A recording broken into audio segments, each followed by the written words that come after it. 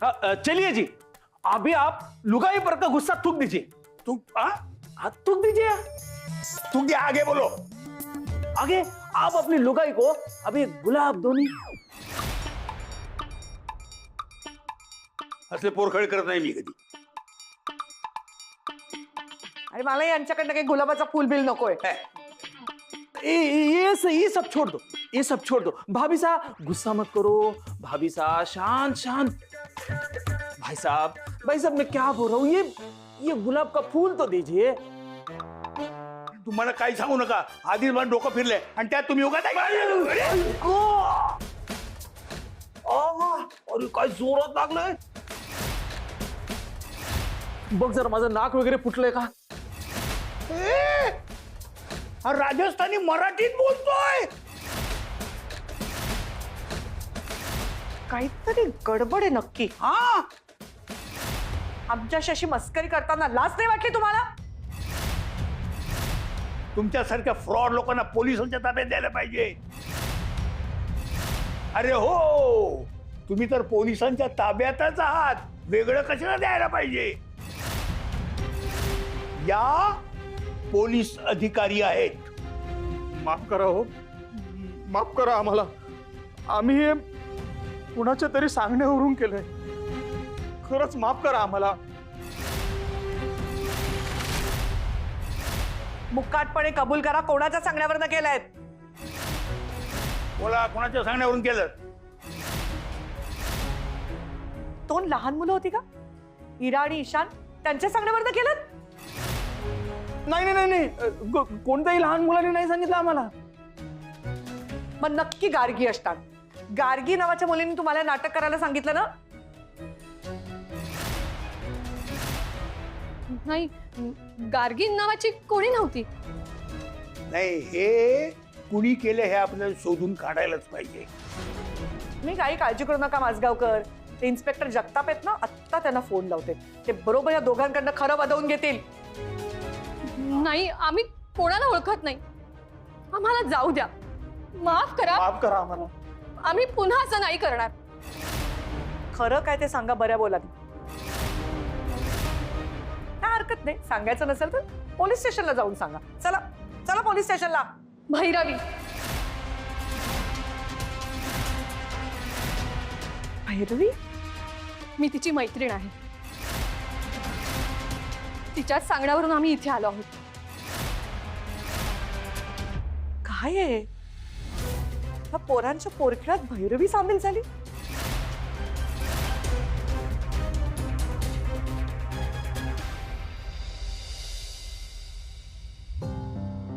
तरी मी त्यांना सांगितलं होतं की काहीही झालं तरी तुमची ओळख बाहेर येऊ देऊ नका। त्याची भीती होती ना, तेच झालं। आता काही माझी खैर नाही। इट्स ओके भैरवी, आता जे झालं ते आपण बदलू शकतो का? उगाच टेन्शन घेऊ नकोस।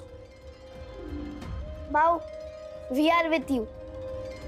आणि माऊ, तुला माहिती आहे ना आपल्या आजोबांचं कसं आहे, ते रागवतात पण लगेच शांत होतात।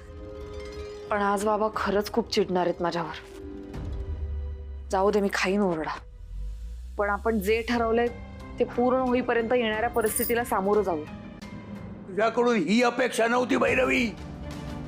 बाबा, इरा आणि ईशान अजून लहान आहेत, पण त्यांच्या नादाला लागून तू सुद्धा अशी वागलीस तर मी ते काय करायचं?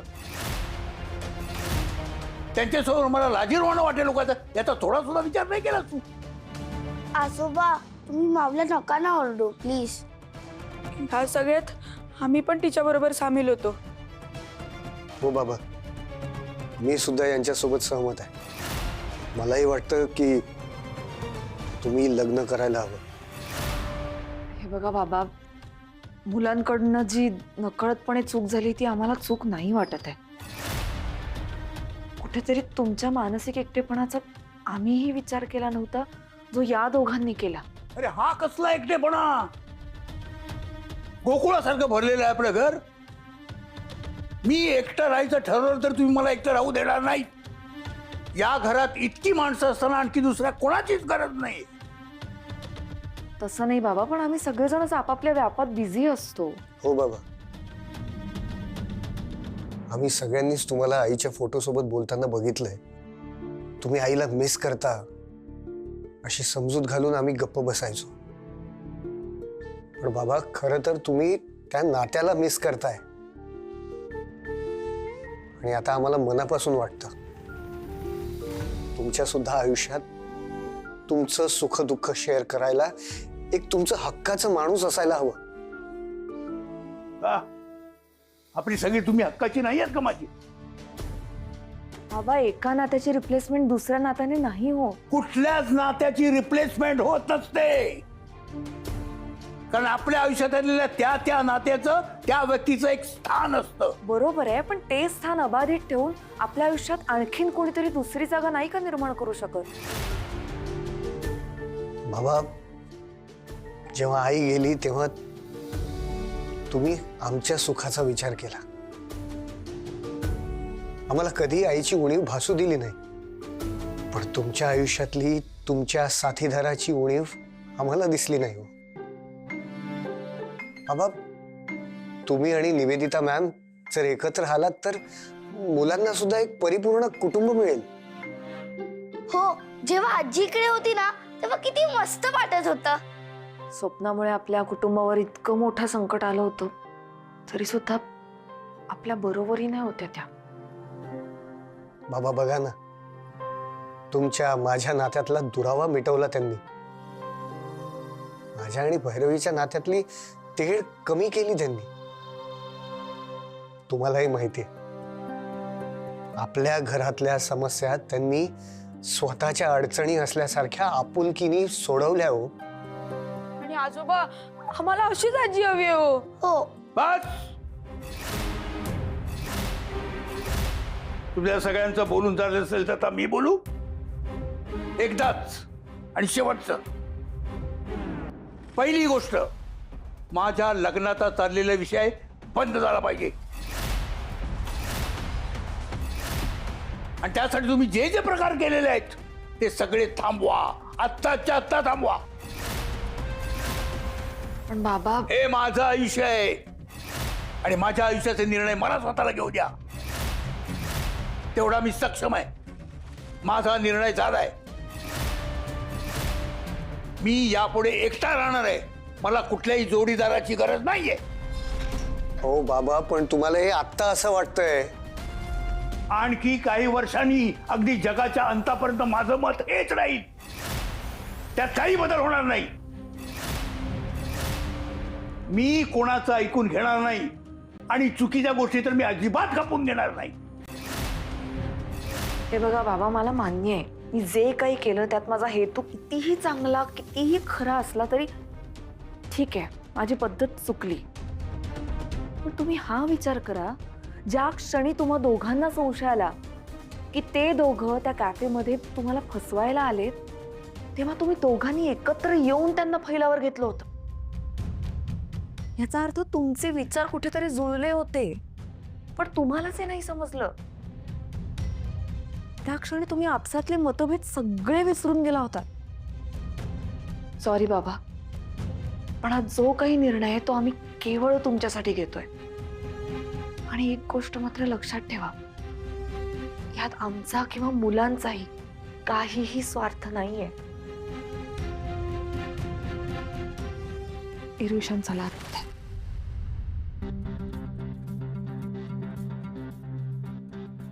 माऊ, ढवळ ढवळ म्हणजे काय?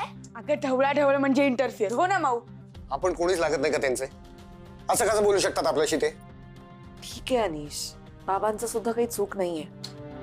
एकतर त्यांच्या समोर असा काहीतरी प्रसंग घडला, बरं त्यांना कळलं की तो घडवून आणला गेलाय, त्यांना राग येणारच ना. आता मला समजवतेस? बाहेर बाबांसमोर इतकं का बोललीस तू? अरे ते मुद्दाम बोलले. It was part of our plan. मग माऊ, आता आपण आपला प्लॅन ड्रॉप करायचा, हो ना? अजिबात नाही. कोणी सांगितलं? आपल्याला जोवर यश मिळत नाही तोवर आपला प्लॅन ऑन आहे. अगं माऊ, पण आता आजोबा तुला एवढं बोलले, रागवले, आम्हाला ते नाही आवडलं. मला तरी वाटतं आपण चौघांनी इथेच थांबायला हवं. अरे तेच, आम्हाला काही आजी वगैरे नको, आम्हाला असंच चालेल. पण आपण ना हॅपी फॅमिली सारखं राहूया. ते रोज रोज भांडणं रागवणं नको ग, प्लीज. काय हे? कुठे गेले माझे शूर शिपाई? एवढ्या दमला? उलट आजोबांचं आत्ताचं वागणं बघून तर मला वाटतंय आपल्याला अजून खूप लांबचा पल्ला गाठायचा आहे. आणि तुम्ही एवढ्यातच हार मानताय. माऊ, निविताईंनी आम्हाला ना संस्कार वर्गात एक स्टोरी सांगितली होती. ती होती एका मुंगीची. ती कधीच हार मानत नाही आणि ती दमली तरी ती काम करत राहते आणि एक दिवस ती सक्सेसफुल होते. येस, मग आता आपल्याला पण गिव्हअप करून चालणार नाही. करेक्ट. आपल्याला ना असं काहीतरी करायला हवं की बाबा स्वतःहून आपल्याला म्हणतील की मी लग्नाला तयार आहे. मला एक सुचलंय. काय? आणि तसं जर झालं तर बाबा लग्नाला तयार होतील. आणि जसं तू म्हणतोयस ना तसं त्यांना रिअलाइज होईल की ते एकटे आहेत. आणि इरा ईशानला एकट्याने सांभाळणं त्यांना नाही शक्य होणार. त्यासाठी त्यांना कुणाची तरी मदत लागेल. कोणाची तरी नाही, निविताईंची मदत. तेच रे. सो आपण एक आयडिया करूया.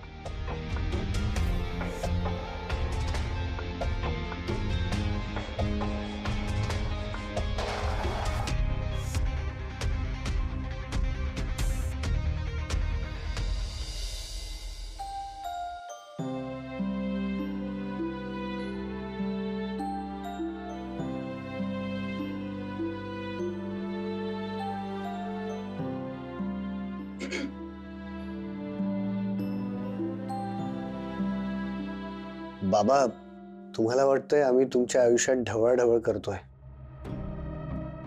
पण बाबा ही ढवळाढवळ नाही आहे. खरं सांगू, जेव्हा तुम्ही मला बोलायचात तेव्हा मलाही असं वाटायचं की तुम्ही माझ्या आयुष्यात खूप इंटरफेअर करताय. पण आज कळतंय तुमचं माझ्यावर प्रेम आहे म्हणून बोलायचात. आणि तसंच आमचंही तुमच्यावर प्रेम आहे. आम्हालाही तुमची काळजी वाटते. Anish, don't beat around the bush. जे आहे ते मुद्द्याचं बोल ना. हो, काय मुद्द्याचं बोलायचंय? ते मीच बोलते. बाबा, आय एम सॉरी. म्हणजे मला तुम्हाला काही उलटून बोलायचं नाहीये. हे बघा, मला तुम्ही वडिलांच्या जागी आहात, तुम्हालाही माहिती आहे. पण माझं मत मी आत्ता स्पष्टपणेच मांडते आणि त्यासाठी आधीच सॉरी म्हणते. ठीक आहे, तुझं म्हणणं काय आहे मग? हे बघा बाबा, जर आम्ही तुमच्या आयुष्यात ढवळाढवळ नाही करायची, म्हणजे जर तो अधिकारही जर आम्हाला नसेल, तर मग आम्ही तुमच्या आयुष्यातच करायचं.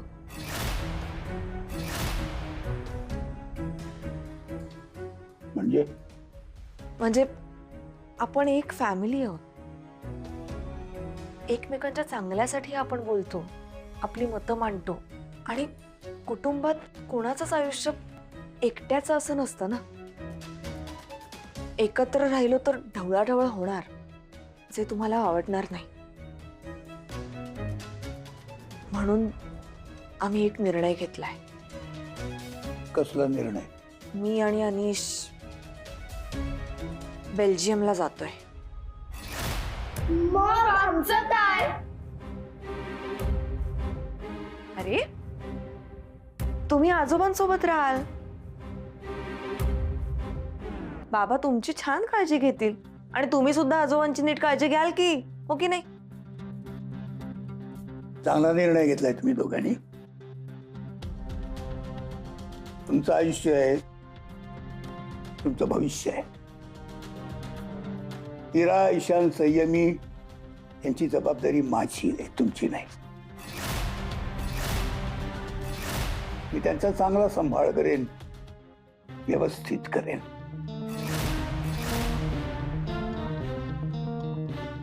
दादा,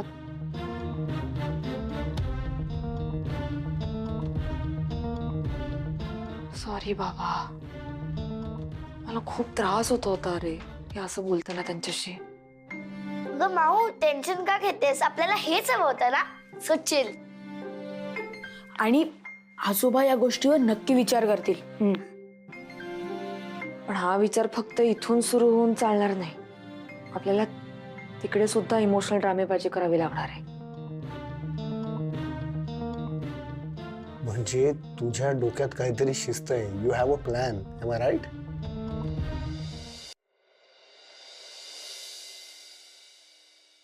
हो, मी फाईल बघितली सगळी, पण मला अजून काही डॉक्युमेंट्स लागतील. मी तुम्हाला सांगते, ते मला पाठवून द्या. मग ही केस आपण कशी हाताळू शकतो हे सांगेन मी तुम्हाला. ठीक आहे? हां, ओके.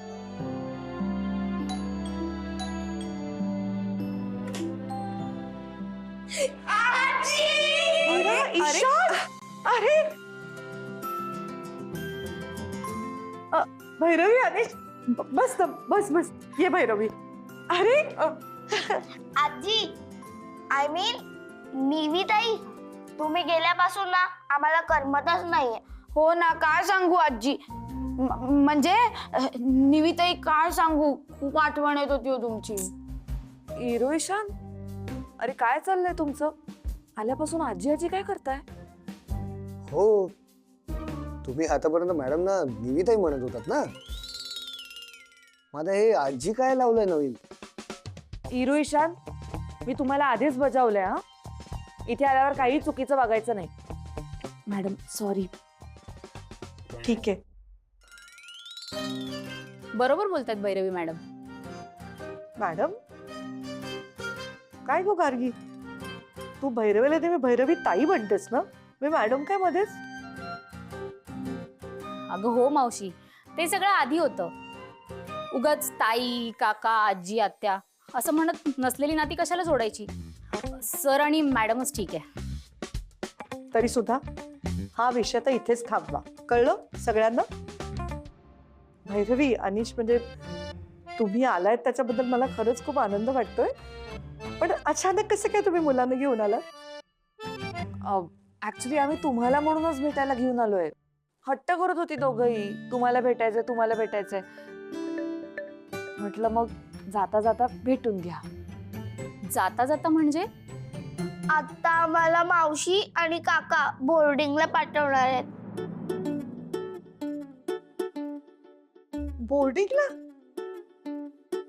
का? ऍक्च्युली मॅडम, आम्ही दोघंही बेल्जियमला जातोय. मग मुलांची काहीतरी सोय करावी लागेल ना. आणि आता या वयात बाबांना त्यांना सांभाळणं नाही झेपणार. आणि कसं आहे मॅडम, या दोघांसाठी आम्ही इतकी मोठी ऑपॉर्च्युनिटी सोडू नाही शकत. तिथे जाऊन आम्ही जास्त पैसा कमवू शकतो, मुलांना चांगलं फ्युचर देऊ शकतो. भैरवी, अनिश, म्हणजे मला मान्य आहे की तुमच्यासाठी अगदी सुवर्ण संधी चालून आली आहे. पण तुम्ही दोघंही किती हुशार आहात, चांगले शिकलेले आहात. तुम्ही इथे राहूनही खूप पैसे कमवू शकता. आता या दोघांना असं हॉस्टेलमध्ये टाकून आणि मिस्टर माजगावकरांना या वयात असं एकटं टाकून तुम्ही बेल्जियमला चाललायत, हे योग्य वाटतंय का तुम्हाला? पण आता आम्ही तरी कोणाकोणाचा विचार करून थांबायचं इथे? नाही, पण शेवटी ह्या निर्णयामागे आम्ही मुलांचा, बाबांचा, दोघांचाही विचार केलाय. मला एक सांगा, मिस्टर माजगावकर यांना तयार झाले? मॅडम, बाबांकडे आता दुसरा काही ऑप्शन नाही आहे. म्हणजे जर मुलांना चांगलं शिक्षण द्यायचं असेल, त्यांचं फ्युचर सिक्युअर करायचं असेल, तर आम्हाला जास्त पैसा कमवावाच लागेल. आणि कसं आहे, आमचा निर्णय झाला आहे आता, त्यात बदल नाही होणार.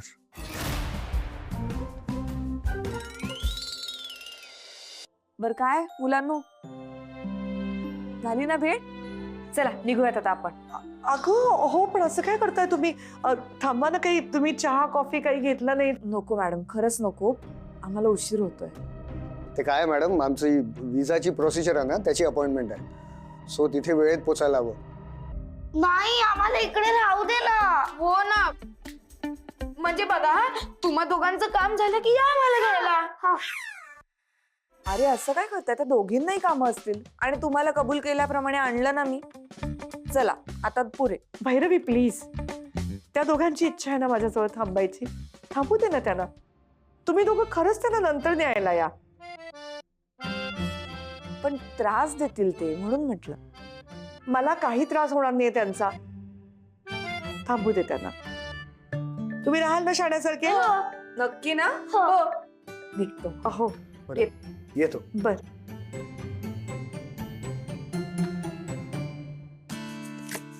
इरा, ईशान, काय खायला करू तुमच्यासाठी? काही चालेल. हो, काही चालेल. तुमचं आवडीचं ते रेड रेड सरबत आणू? चालेल ना. मी आलेच हं. मस्त चाललंय तुमचं, चालू द्या. पुढचा प्लॅन लक्षात आहे ना? सगळं लक्षात आहे, तू फक्त सुरू कर. म्हणजे तुम्ही खरंच बोर्डिंगला जाणार? हो गार्गीताई, आम्ही माऊला आणि काकाला रिक्वेस्ट पण केली, पण काय करणार, ते दोघं म्हणाले तुम्हाला बोर्डिंगला जायला लागणार आहे. माऊ आणि काका म्हणाले की आता आजोबा एकटे तुम्हा दोघांना कसे सांभाळणार. म्हणजे आता आमचे आई बाबा असते ना तर वेगळी गोष्टाची वेळ आलीच नसती ना. जाऊ दे ईशान, तू रडू नकोस. आपण अनाथ आहोत. अनाथ लोकांना हट्ट करण्याचा काही राईट नसतो. इरा, ईशान, काय चाललंय तुमचं हे? तुमचे आजोबा असताना तुम्ही स्वतःला अनाथ म्हणताय ना, हे अगदी चुकीचं आहे. आणि मी असताना जर तुम्ही असं म्हणालात ना तर 2 फटके देईन दोघांना.